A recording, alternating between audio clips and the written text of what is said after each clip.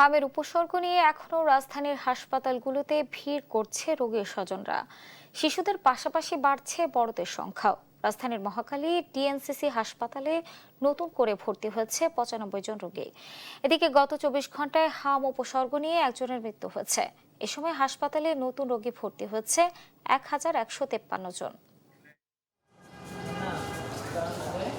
রাজধানী সহ সারা দেশে এখনো চলছে হামের প্রকোপ। হাম সন্দেহে চিকিৎসকের পরামর্শ নিতে অনেকে আসছেন হাসপাতালে। গুরুতর রোগীদের হাসপাতালে ভর্তি করার পাশাপাশি অনেককে পরামর্শ দিয়ে বাড়ি পাঠানো হচ্ছে।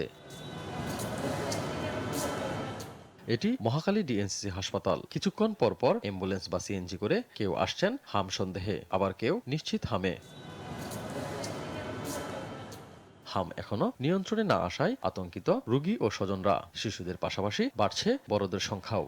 হাম উপসর্গ নিয়ে আসা রোগীর স্বজনরা জানান, কয়েকটি হাসপাতাল ঘুরে সুফল না পাওয়ায় এসেছেন এই হাসপাতালে। টঙ্গী থেকে আইছি 4-5 দিন হাতে জ্বর, সর্দি, কাশ আর গতরে যেতে পারিছি। মেসিনা থেকে এখানে পাঠাইছে, তো কালকে রাত্রে 11টা বাজে।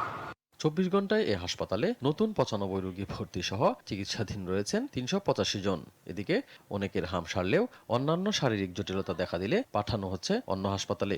নোয়াখালীতে আসছি আর কি, ভর্তি দিচ্ছে না আর কি, ওষুধ দিচ্ছে লেখি এই জন্য। আজকে সকাল থেকে দেখতেছি চোখ মুখ এরকম লাল হয়ে গেছে।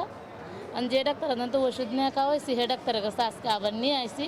সারা দেশে প্রায় 3 মাসে 68,000-এর অধিক রোগী হাসপাতালে ভর্তি হয়েছেন। সেখানে এখন পর্যন্ত সুস্থ হয়ে বাড়ি ফিরেন প্রায় 64,000। আর এ সময়ে হাম ও উপসর্গ নিয়ে মারা গেছে 640 জনের অধিক। এ এছ হিমেল, দেশ টিভি, ঢাকা।